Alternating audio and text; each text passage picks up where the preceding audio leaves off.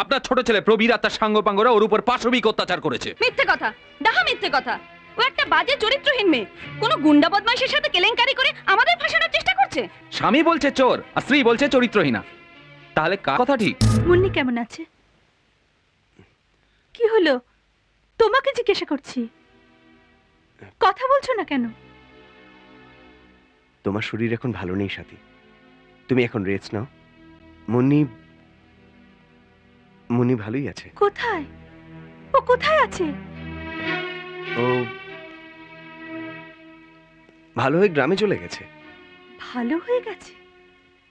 ওই অত্যাচারের পরেও এত তাড়াতাড়ি ভালো হয়ে গেল? না না, শোনো, আমাকে ওর কাছে নিয়ে চলো। দেখো, ওর ভালো ট্রিটমেন্ট দরকার। এখন আমাদের ওর কাছে যাওয়া ঠিক হবে না সাথী। কেন? ও ঠিক হলে মানে পুলিশ কেস হতে পারে। পুলিশ কেস হতে পারে? তার মানে পুলিশকে এখনো খবর দেওয়া হয়নি? দেখো, এটা ঘরের কথা, তোমার নিজের দেওর প্রবীর এখানে ইনভলভড, সেখানে তো হ্যাঁ কি হলো? নিচে ডাকছে। তুই যা, আমি আসছি। পুলিশ এসছে। তুই যা, আমি আসছি। যা। দেখো সাথী, নিচে পুলিশ অপেক্ষা করছে, আমি নিচে যাচ্ছি। হয়তো পুলিশ তোমার সঙ্গে কথা বলতে পারে। তুমি বলে দেবে তুমি কিছু জানো না, তুমি কিছু দেখোনি। সাথী, পুলিশ চলে গেলে আমি তোমাকে সব বুঝিয়ে দেব। পুলিশ জিজ্ঞেস করলে বলবে শরীর ভালো ছিল না, তাই সারাদিন শুয়েছিলে তুমি, তুমি কিছু দেখোনি, কিচ্ছু জানো না। আমি আপনাকে বারবার বলছি ইন্সপেক্টর, আজ 7 দিন হয়ে গেল মুন্নি আমাদের বাড়িতে নেই।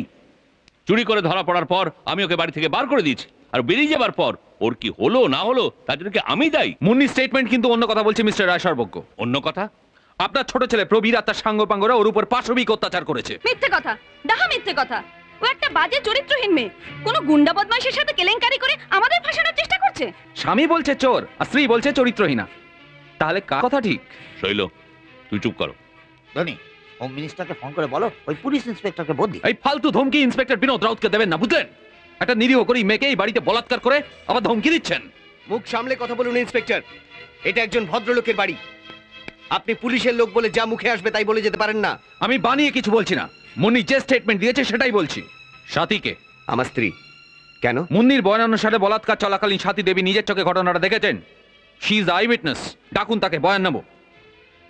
সাথীর শরীর ভালো নেই, সকাল থেকে বিছানা ছেড়ে উঠতে পারেনি। যদি কিছু জিজ্ঞেস করার থাকে কালকে করবেন। কালকে নয়, আজকে। ভদ্রলোকের বাড়ি তো, কাল সকালে হয়তো স্টেটমেন্ট বদলে যেতে পারে, সেই চান্স আমি আপনাকে দেব না। ইন্সপেক্টর! পার্থ, চুপ কর। শৈল, হাতিকে নিয়ে এসো।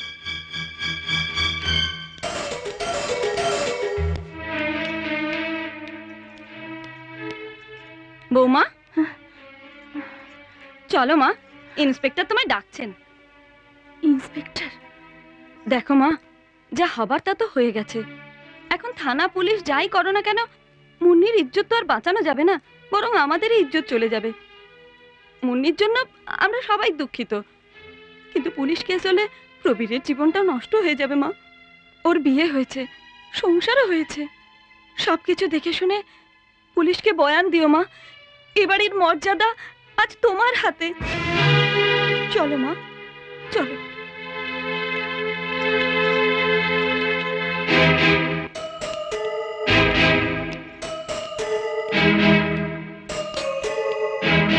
ইন্সপেক্টর, বৌমাকে যা জিজ্ঞেস করার আছে আপনি জিজ্ঞেস করতে পারেন। সাথী দেবী, মুন্নির বয়ান অনুসারে অত্যাচারিত হওয়ার সময় নিজের চোখে আপনি ঘটনাটা দেখেছেন। তাছাড়া আপনি ওকে ওদের হাত থেকে উদ্ধার করার বহু চেষ্টা করেছেন, কিন্তু পারেননি। আপনি জানেন সাথী দেবী, মুন্নি বর্তমানে হসপিটালে মৃত্যুর সঙ্গে লড়ছে। বলুন সাথী দেবী, সেই জানোয়ারটাকে? আপনি না বললে সেই জানোয়ারদের উপযুক্ত শাস্তি হবে না, বেচারি মুন্নির প্রতি অবিচার করা হবে। বলুন সাথী দেবী, সেই শয়তানটাকে? দেখুন ইন্সপেক্টর, আমার স্বামীর কাছ থেকে আপনি নিশ্চয়ই আমার শরীরের কথা শুনেছেন। মিথ্যে কথা, মিথ্যে কথা বলছেন আপনি। ফর হেভেন সেক, আপনি সত্যি কথা বলুন, সত্যি কথা বলুন।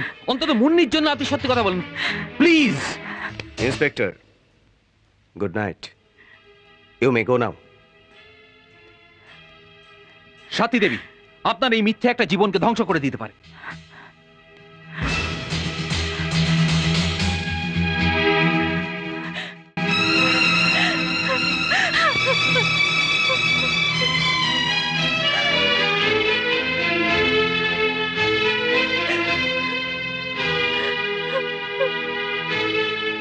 সাথী, যাবে না, আমার যাবে না বলছি।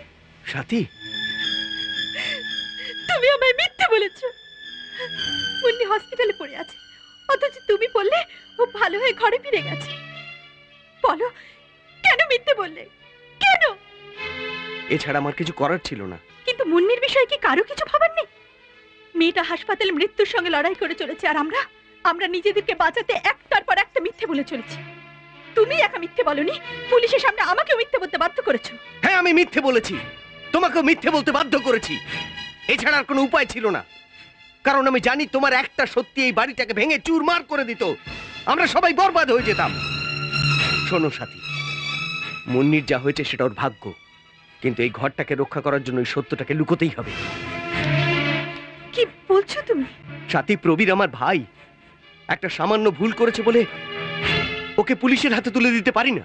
পুলিশ, কোর্ট, আইন, কোনটা করা উচিত কোনটা করা উচিত নয়, এসব বিচার করার সময় এখন নেই। সবার আগে আমাদের কাছে মুন্নির জীবন। দেখো, যেভাবেই হোক মুন্নিকে আমাদের বাঁচাতে হবে। সাথী, বোঝার চেষ্টা করো। সাথী, এটা একটা ইমোশনে ভেঙে পড়ার সময় নয়। B practical. ভেবে দেখো, প্রবীরের সঙ্গে তার দুই বন্ধু শুধু শাস্তি পাবে না, তার সঙ্গে তিনটে ফ্যামিলি শেষ হয়ে যাবে একেবারে। তাদের প্রেস্টিজ, প্রতিষ্ঠা ধুলোয় মিশে যাবে। তাহলে মুন্নির জীবনের কিছুই দাম নেই? একটা ফুলের মতো নিষ্পাপ মেয়ে, সে দিন রাত্রি তোমাদের সেবা করে গেল, আর তার পুরস্কার হলো এই? দেখো, কারোর কিচ্ছু হবে না। চলো, আমার সঙ্গে একবার যাবে, তুমি একবার দেখে আসবে। মাকেও সঙ্গে নিয়ে যাব, আমাদের দেখলেও খুব খুশি হবে, ও আবার নতুন জীবন ফিরে পাবে। চলো, চলো না গো। কি হলো? তুমি কিছু বলছো না কেন? কেন চুপ করে রয়েছো? আমি যাব, আমি ওর কাছে যাব। লক্ষ্মীটি, আমাকে একবার নিয়ে চলো, তুমি একবার নিয়ে চলো। মা লিজা, কাজের মেয়ে বলাৎকার হওয়ার পর থেকেই রায় সর্বজ্ঞ পরিবারের ইজ্জতের নিলামিও আরম্ভ হয়ে গেল।